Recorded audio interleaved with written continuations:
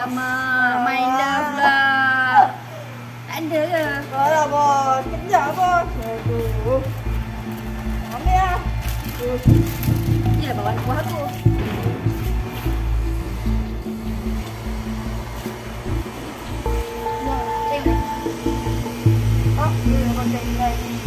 Salat dua batu.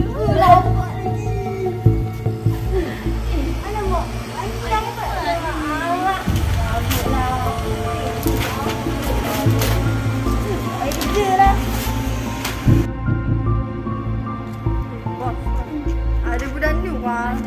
Tu, jom. Ngasih buku. Ada buku. Bagi lah. Buku saya. Apa? Nak bagi? Alah, bagilah buku saya juga. Ada duit. Awak nak orang kaya. Nah, tak saya orang biasa je. Alah, Datuk tan sini je ni. Bagilah buku kat saya. Ambil lah bos. Bagilah. Nak lah. Duduklah, dia berjanji. Assalamualaikum dan salam sejahtera. Kami daripada kumpulan 6 akan membentangkan hasil tugasan kami yang bertajuk jenayah gangsterisme. Dengan harapan doktor dan juga rakan-rakan memahami akan hasil tugasan kami ini. Berikut merupakan pengenalan terhadap jenayah ini. Remaja berpotensi sebagai aset negara dan juga dilihat sebagai satu penghargaan kerana remaja sangat berpotensi dalam pembangunan negara kita. Malamnya, terdapat juga remaja yang terlibat dalam gejala sosial iaitu jenayah gangsterisme. Gangsterisme didefinisikan sebagai kelakuan yang memusnahkan atau merosakkan harta benda yang dilakukan secara berkumpulan. Menurut Thrasher pada tahun 1961 telah mendefinisikan geng sebagai satu kumpulan yang mempunyai ciri-ciri seperti mengikut tingkah laku yang sama, perjumpaan secara bersemuka, gerakan secara berunit dan sebagainya. Menurut Thrasher juga pada tahun 1963 juga telah menyatakan bahawa kewujudan gangster ini adalah hasil daripada perkembangan sesuatu kumpulan rakasa permainan juvenil yang telah bertukar kepada perlakuan deviant. Menurut Haslina Hassan pada tahun 2000, beliau telah mendapati bahawa delinkuen dan tindakan ganas oleh para remaja merupakan perlakuan yang telah diwariskan oleh para remaja lelaki yang lebih tua terhadap para remaja lelaki yang lebih muda. Malah secara beransur-ansur kumpulan yang sebelum ini hanya bersaiz kecil akan berkembang menjadi sebuah kumpulan yang besar yang menyebabkan mereka semakin berani untuk bertindak agresif yang bercorak antisosial. Malahan ada antara mereka yang berasa sangat bangga menjadi ahli kumpulan gangsterisme ini kerana mereka merasakan mereka akan dapat menutup kelemahan mereka dalam bidang akademik. Contoh kejadian gangsterisme yang berlaku di sekolah adalah guru diserang pelajar, pergaduhan antara kumpulan pelajar, perbuatan khianat kepada sekolah dan sebagainya. Pelibatan remaja dalam kumpulan gangsterisme pada usia yang muda menyebabkan mereka tidak dapat membezakan perkara yang baik dengan perkara yang buruk. Malah mereka akan melakukan sesuatu perkara atas dasar keseronokan dan kepuasan diri mereka semata-mata. Padahal jelas sekali perbuatan yang dilakukan oleh mereka itu adalah salah satu perbuatan yang salah di sisi undang-undang. Seterusnya, kita lihat kepada apakah kesan yang wujud apabila berlakunya jenayah gangsterisme ini. Terdapat 4 kesan berlakunya jenayah gangsterisme. Yang pertama adalah kesan kepada psikologi terhadap monster gangsterisme. Kesan psikologi apabila berlakunya jenayah gangsterisme terhadap remaja adalah kesan gangguan emosi mangsa tersebut. Menurut Aslina Rizwan pada tahun 2008 telah menyatakan bahawa mangsa yang dibuli oleh kumpulan gangsterisme ini pada peringkat awal akan bertindak untuk melawan kumpulan tersebut. Tetapi jika mangsa sering diberi ancaman, perwatakan mangsa yang kelihatan sering ceria akan menjadi semakin murung. Tambahan, jika kumpulan gangsterisme tersebut sering memalukan mangsa di khalayak ramai, gangguan emosi semakin meningkat dengan ketara. Menurut Aslina Rizwan pada tahun 2008 turut menyatakan bahawa mana-mana pelajar yang terlibat dalam kancah jenayah gangsterisme ini sebenarnya mereka tidak berminat untuk belajar, tetapi mereka lebih memikirkan keseronokan seperti mencari mangsa buli yang bertujuan untuk mendapatkan kepuasan apabila mereka ke sekolah. Seterusnya adalah kesan terhadap harta benda awam. Kesan jenayah gangsterisme yang paling mudah untuk kita lihat adalah kerosakan harta benda awam. Antara harta benda awam yang sering menjadi sasaran kumpulan gangsterisme ini adalah pondok telefon awam, tandas awam dan sebagainya. Seperti yang kita sering lihat, mereka juga sering menconteng dinding yang berada di sekeliling mereka. Menurut Kamus Dewan pada tahun 2003 menyatakan bahawa menconteng dinding bermaksud mencoreng-coreng dengan cat arang dan sebagainya di mana ia agak sukar untuk dipadam. Menurut Harian Metro pada tahun 2009 menyatakan bahawa di Alor Setar Kedah terdapat kes pelajar yang meletupkan kereta guru dengan menggunakan bom petrol hanya disebabkan oleh guru disiplin tersebut merotan mereka kerana melanggar disiplin di sekolah. Kegiatan merosakkan harta benda awam ataupun kita panggil sebagai vandalism yang dilakukan oleh kumpulan gangsterism ini telah banyak menyusahkan ramai pihak. Kesan yang ketiga adalah kesan terhadap institusi pembelajaran. Kewujudan golongan pelajar yang terlibat dalam kegiatan jenayah gangsterism di institusi yang terlibat seperti sekolah akan membawa masalah yang sangat besar kepada sekolah tersebut. Hal ini dikatakan demikian kerana salah laku pelajar tersebut akan memberi impak yang sangat negatif secara langsung atas kualiti pendidikan yang diberikan di sekolah mereka. Malah, golongan yang terlibat dalam jenayah ini akan melakukan pelbagai masalah dan mereka akan mengganggu proses pengajaran dan pembelajaran ataupun kita panggil sebagai P&P di sekolah. Menurut berita harian pada tahun 2009 menyatakan bahawa terdapat sebuah kes di mana seorang pelajar tingkatan 4 di sekolah menengah Tok Janggut Kelantan telah dibuang sekolah, manakala 4 lagi digantung persekolahan 2 hingga 3 minggu kerana terlibat dalam pergaduhan yang menyebabkan seorang pelajar tingkatan 3 terkena libasan kerambit. Oleh itu, kes yang sering berlaku akan menyebabkan pelajar lain di sekolah tersebut merasa tidak selamat dan mereka akan berasa takut untuk datang ke sekolah. Dan kesan yang terakhir adalah kesan terhadap individu. Jika seseorang remaja melibatkan diri mereka dalam gejala sosial seperti gangsterism ini, akan mendatangkan kesan buruk ke atas diri mereka sendiri dan boleh menyebabkan masa depan remaja tersebut akan hancur. Menurut Mahadi Haji Khalid pada tahun 2007 menunjukkan bahawa kebanyakan pelajar yang terlibat dengan tingkah laku delinkuan seperti buli tersebut merupakan salah satu tingkah laku gangsterism dan ia boleh memberikan banyak kesan negatif kerana boleh mewujudkan golongan pelajar yang akan melanggar peraturan sekolah. Malah, remaja yang digelarkan sebagai benteng negara akan dilabelkan sebagai golongan remaja yang jahat dan tidak berguna. Mereka akan dicemuh dan dipandang hina oleh masyarakat dan mereka yang terlibat dalam gejala sosial seperti ini akan menjadi sampah masyarakat. Tambahan, sekiranya mereka insaf, mereka tetap suka untuk mendapatkan kepercayaan masyarakat dan menyebabkan mereka suka untuk mendapatkan pekerjaan kelak. Oleh itu, masalah ini akan dapat ditangani dengan adanya penggemblengan tenaga daripada semua pihak kerana hendak seribu daya, tak hendak seribu daya. Satu berlakunya gangsterism. Rekas bayi ini dimaksudkan sebagai rakan seumur dan dikategorikan sebagai kawan sepermainan, seperjalanan, sepadan atau kawan seperjuangan. Rakan sebayi ini juga didefinisikan sebagai suatu kelompok remaja yang sama umur atau peringkat perkembangan. Selain itu, rakan sebayi ini mempunyai dominasi yang sangat kuat ke atas kehidupan seseorang kerana kesalahan bergaul dengan rakan-rakan yang salah boleh menyebabkan seseorang individu remaja terkeluar dari kehidupan yang benar. Malahan, pengaruh kuat rakan-rakan ini boleh menyebabkan sebilangannya diambil menjadi anggota kumpulan ini.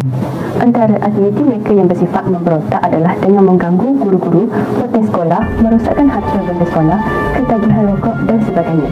Remaja sering menganggap peraturan dan undang-undang sebagai sesuatu yang remeh dan tidak perlu dihiraukan. Faktor seterusnya ialah faktor terpengaruh dengan media massa. Perkembangan hal ini menunjukkan bahawa media massa memainkan hal yang sangat penting dalam mempengaruhi pergerakan remaja. Kelakon, pertuturan dan karya yang ditayangkan di media elektronik dan media cetak menjadi ikutan sehingga seolah-olah pelakon tersebut menjadi level bagi golongan remaja. Perkembangan teknologi maklumat dan cyber telah membolehkan manusia berhubung antara satu sama lain, tidak memerlukan ruang dan masa. Selain itu, pengaruh media massa ini menyebabkan gejala gangsterism semakin berluas. Media elektronik seperti televisyen dan perfilman sering memaparkan agenda yang bercorak keganasan. Hal ini sepatutnya perlulah ditapis terlebih dahulu oleh pihak atasan sebelum menyalahkan kepada orang umum. Faktor individu ialah sebagai seorang remaja bermula aktif balik cukup umur, orang yang berumur dalam lingkungan 12 hingga 12 tahun. Yang itu masih di antara zaman kanak-kanak ke zaman dewasa. Sikap remaja sendiri penting untuk mengelakkan diri mereka daripada terbabit di dalam gangsterism. Mereka yang terlibat di dalam aktiviti ini ialah remaja yang masih tidak mempunyai haluan dan terkapai-kapai untuk mencari jalan kehidupan mereka sendiri. Di samping itu, kesedaran keluarga dan kesepitan hidup ini boleh mendorong mereka tidak memberi perhatian sepenuhnya ke atas pendidikan mereka yang menganggap kecicilan dapatan sekolah merupakan amalan yang biasa. Oleh itu, mereka hilang tupan kerana sikap inferiority di kalangan mereka sendiri. Ketiadaan mentor yang sesuai boleh dianggap faktor pendorong penglibatan mereka di dalam gangsterisme. Arus berpondirian yang besar di dalam negara penting untuk pembangunan dan peningkatan taraf hidup, tetapi sikap sesetengah ibu bapa yang lebih berkecenderungan untuk memiliki kekayaan dan bekerja di luar rumah menyebabkan remaja ini terabai atau tidak diberikan tumpuan yang sepenuhnya. Ada ibu bapa yang tidak mempunyai pilihan melainkan bekerja bagi menanggung kos sara hidup mereka serta mencari nafkah untuk meneruskan kehidupan. Penderitaan ini tidak dapat difahami oleh golongan remaja walaupun mereka sedar namun sukar untuk mendapatkan bimbingan memerlukan keluarga yang mendesak perlu diatasi dengan pengorbanan masa bekerja. Oleh itu, jelaslah bahawa faktor institusi keluargaan ini merupakan salah satu faktor berlakunya gangsterisme. Antara cadangan yang dapat diutarakan adalah kerajaan perlulah perlahan-lahan mengurangkan penyiaran filem atau drama berunsur ganas dan jenayah. Undang-undang yang ketat menerusi tindakan kerajaan mampu menyadarkan ramai pihak akan bahayanya penglibatan dalam kancah gangsterisme. Kesepaduan daripada pihak kementerian yang mengutarakan isu ini mampu mengubah persepsi ke atas pelajar yang sering dilayan secara negatif kebelakangan ini akibat tindakan atau kelakuan segelintir pelaku yang berisiko. Selain itu, melihat kepada realiti kehidupan kini, sektor ekonomi memainkan peranan penting dalam menjamin kestabilan dan keamanan sejagat negara. Oleh yang demikian, dicadangkan kerajaan dapat memperkasakan ekonomi negara bagi meningkatkan peluang pekerjaan untuk pemuda-pemudi. Seperti yang kita ketahui, ada di antara remaja yang terjebak dalam kancah gangster ini sejak dari belasan tahun lagi atau masih dalam alam persekolahan. Perkara ini dikatakan dapat mencegah jenayah gangsterisme kerana antara faktor seseorang melibatkan diri dalam kancah jenayah adalah kerana gagal mendapatkan pekerjaan bagi menampung kehidupan. Kurang daripada itu, mereka mengambil jalan mudah dengan melibatkan diri dalam aktiviti gangster ini. Persatuan Pelajar dan lain-lain organisasi Islam maupun badan bukan kerajaan (NGO) yang bersifat Islamik sangat diperlukan bagi memainkan peranan untuk bekerjasama dengan institusi awam seperti polis dan pihak sekolah bagi membincangkan hal ini secara serius serta menyatakan beberapa konklusi secara serius bersama juga kerana gangsterisme adalah kejadian yang serius. Ianya berlaku mungkin kerana keinginan untuk berpersatuan dan sememangnya wujud secara individual dalam kalangan setiap anak muda. Melihat kepada realiti kini, institusi yang wujud harus menyediakan wadah program yang khas bagi memperlihatkan kewujudan mereka dalam golongan muda yang sedang tidak tahu arah tuju mereka sebelum terjebak dengan masalah sosial yang lain serta mendapatkan maklumat secara terperinci mengenai isu gangsterisme ini bagi menyelesaikan masalah yang mereka hadapi. Di sini hendak saya katakan tertarik dengan satu institusi bukan Islam yang berada di luar negara yang harus dijadikan sebagai contoh dalam menangani jenayah keganasan seperti gangsterisme. Institusi tersebut adalah Street Safe Boston Organization yang merupakan organisasi pembangunan media yang khas dibanding pengalamannya untuk mewujudkan suatu inisiatif kesedaran dalam kalangan komuniti bagi membantu mengurangkan kadar jenayah keganasan dalam kalangan belia secara aktif. Pihak sekolah perlu menubuhkan kelab bersifat anti jenayah sosial seperti Kelab Pencegah Jenayah (KPJ) dan juga skim Lencana Anti Dadah (SLAD). Kedua-dua kelab ini dapat mendedahkan impak buruk melakukan jenayah termasuklah gangsterisme di samping memberi galakan kepada para pelajar untuk mengamalkan nilai-nilai murni yang dapat membendung diri dari terlibat dengan sebarang gejala tidak sihat. Selain itu, satu lagi program yang boleh dijalankan di peringkat sekolah dalam menangani masalah disiplin dan salah laku dalam kalangan pelajar di sekolah adalah program integrasi tangani antisosial pintas yang merupakan suatu program yang dicadangkan untuk meningkatkan disiplin dan kawalan ke atas salah laku pelajar. Pelaksanaan program ini dijalankan sesuai dengan kepelbagaian kes salah laku pelajar yang berlaku pada masa kini. Bagi mengelakkan aktiviti gangster yang sering berlaku, kita boleh menganjurkan acara kemasyarakatan yang melibatkan semua orang tanpa ada had umur dan latar belakang. Dewasa ini, pelbagai syarikat-syarikat korporat yang semakin berjaya dan mereka seharusnya melaksanakan tanggungjawab sosial korporat mereka dengan lebih berkesan. Aktiviti seperti gotong royong dan pembersihan kawasan perumahan atau tempat-tempat awam dengan penyertaan setiap ahli masyarakat akan memastikan masa terluang yang ada digunakan untuk faedah bersama. Seterusnya, pendidikan sivik dan moral dalam kalangan pelajar wajar diperkasakan supaya masyarakat mendapat manfaat dalam mencegah perlakuan jenayah. Bak kata peribahasa Melayu, melentur bulu biarlah dari rebungnya, yang bermaksud kita seharusnya mendidik anak-anak bangsa kita dari kecil dengan nilai-nilai sivik dan murni yang kita inginkan supaya kelak membuahkan hasil yang baik. terdapat beberapa peranan untuk mengatasi kegiatan gangsterisme dalam kalangan remaja. Antaranya ialah peranan ibu bapa. Ibu bapa berperanan penting dalam menangani isu kegiatan gangsterisme dalam kalangan anak-anak.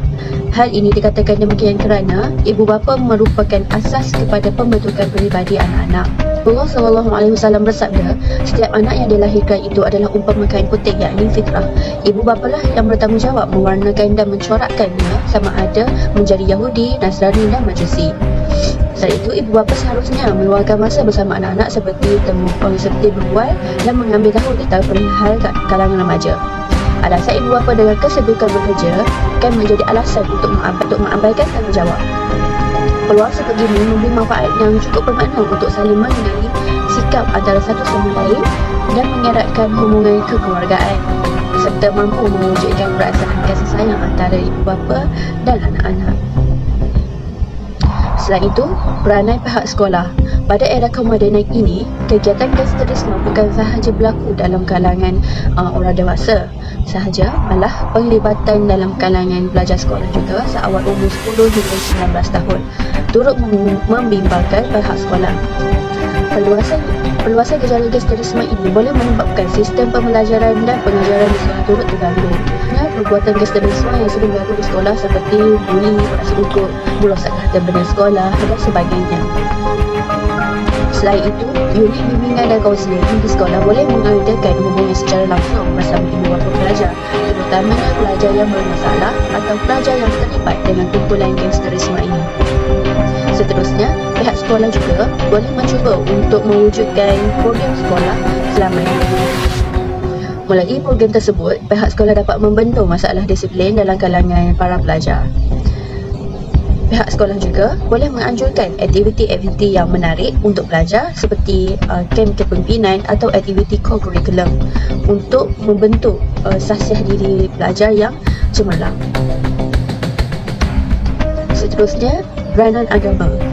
Setiap individu khususnya adalah amat penting khususnya dalam menangani masalah gangsterisme ini. Hal ini dikatakan demikian kerana terlalu ramai remaja Muslim yang terlibat dalam kegiatan gangsterisme disebabkan oleh kejahilan atau disebabkan oleh pengaruh barat. Selain itu, peranan institusi. Persatuan pelajar dan persatuan NGO sangat diperlukan bagi memainkan peranan untuk bekerjasama dengan institusi awam bagi menangani isu gangsterisme dalam kalangan remaja.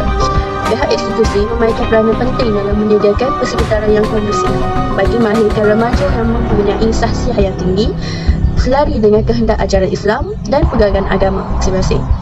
Contohnya, agensi yang terkenal di luar negara dan telah berjaya menyelesaikan pelbagai masalah sosial masyarakat, iaitu organisasi Safe Boston.